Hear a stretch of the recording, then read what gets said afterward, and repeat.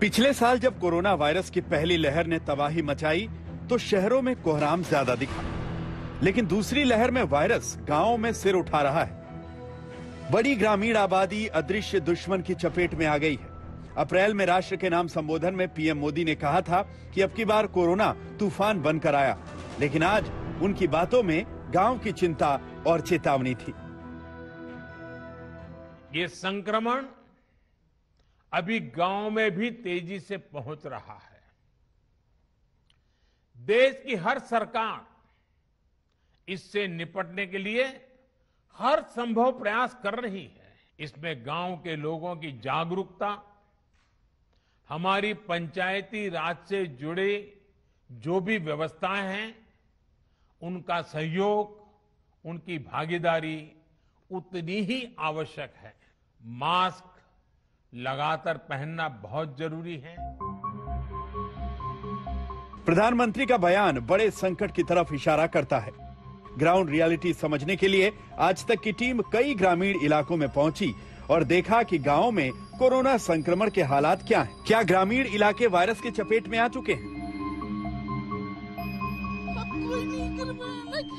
UP की राजधानी लखनऊ के मोहनलालगंज इलाके में कोरोना दहशत बनकर फैल गया है। लोगों की मौत हो रही है। व्यवस्था और स्वास्थ्य इंफ्रास्ट्रक्चर पर गंभीर सवाल उठ रहे हैं। एक तरफ सरकार का दावा है कि गांव में सैनिटाइजेशन होता है, लोगों को जांच मिल रही है, उसको लेकर के निगरानी समितियां काम कर रही हैं, लेकिन पास के इलाकों में कुछ ऐसे गांव में ऐसे परिवार भी हैं जहां लोगों ने बिना ऑक्सीजन, बिना किसी मदद के दम तोड़ दिया और आज ये परिवार रोते बिलखते उनके इंतजार में है। हालांकि आज तक के कैमरे के सामने प्रशासन सैनिटाइजेशन करता दिखा, लेकिन अफसरों के जाते ही कलई खुल गई। गांव वालों का आरोप है कि कोई सरकारी बाबू झांकने नहीं आता। क्या कोई जांच वगैरह, कोई सैनिटाइजेशन सरकार की तरफ से हुआ है? अभी तो नहीं हुआ फिलहाल, और ना ही कोई यहाँ भी कोई जानकारी ऐसी आई है कि हमारे गांव में सैनिटाइजरिंग और वैक्सीनेशन, इन सब चीजों का भी कोई यहाँ दौरा नहीं हुआ किसी भी अधिकारी। नहीं, कोई नहीं आता है। ऐसा कोई माहौल नहीं है, ना ही कोई आता है।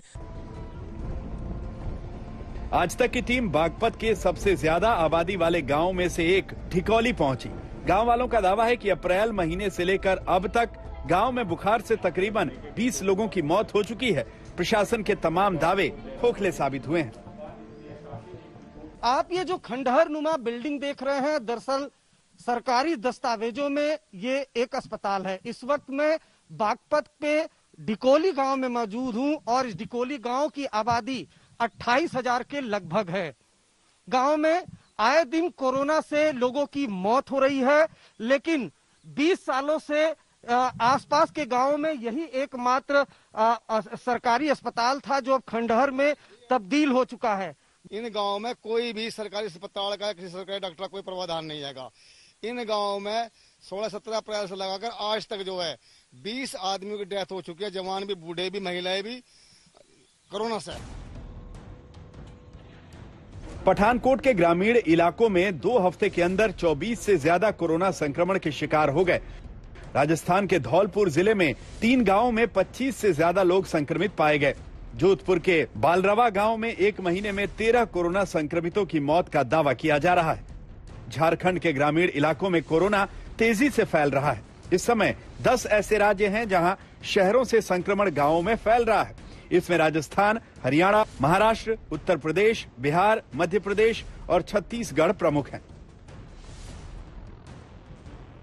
राजस्थान के सीकर जिले के चाचीवाद गांव में 1800 लोग रहते हैं, पर 15 दिनों में 13 मौतें हो चुकी हैं। पास के दांतरू पंचायत में 6 गांव हैं, जिनकी आबादी करीब 6000 है। यहां पर अब तक 30 मौतें हो चुकी हैं। अस्पताल में न डॉक्टर हैं, न दवाई, न ऑक्सीजन और न ही एम्बुलेंस। बस बुखार खांसी के बाद सांसें उखड़ती हैं और लोग दम तोड़ देते हैं। हालत ऐसी है कि राजस्थान के गांवों में 26% कोरोना फैल चुका है। डॉक्टर ने पहले दूरी से बोल दिया कि बाहर ले जाओ, यहाँ मत बैठ, नहीं तो अंदर मत लाओ, अंदर में लाओ।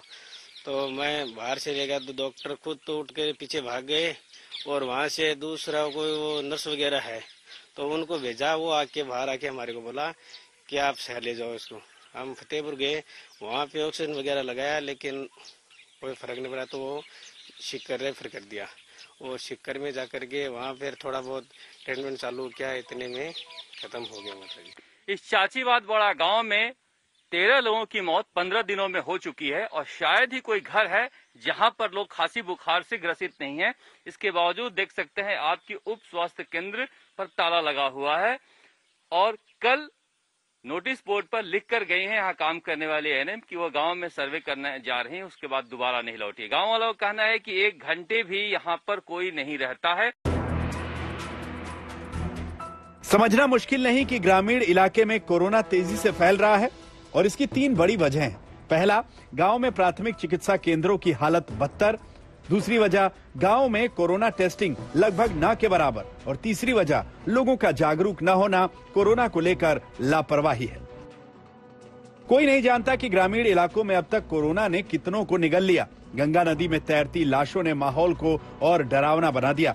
उत्तर प्रदेश का गाजीपुर हो या बिहार का बक्सर, पिछले 3-4 दिनों से तैरती लाशों के चलते खौफ का माहौल है। आज तक की टीम ने वो मंजर अपनी आंखों से देखा है।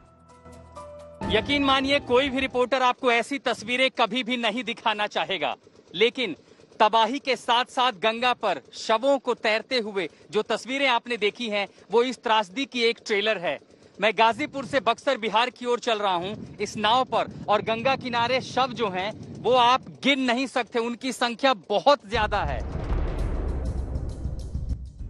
ग्रामीण इलाकों की त्रासदी सरकारी कागजों पर दिखाई नहीं पड़ती, लेकिन असल में इसकी चोट बहुत गहरी होती है। कोरोना वायरस गांव में तेजी से फैल रहा है। अभी भी वक्त है सही फैसले और जागरूकता से लोगों की जिंदगी उजड़ने से बचाई जा सकती है। ग्रामीण इलाकों में कोरोना को हराने के लिए बड़े स्तर पर कैंप लगाने होंगे ताकि लोगों की जान बच सके। लखनऊ से अभिषेक मिश्रा, बागपत से अरविंद ओझा, सीकर से शरद कुमार और गाजीपुर से आशुतोष मिश्रा के साथ आज तक ब्यूरो।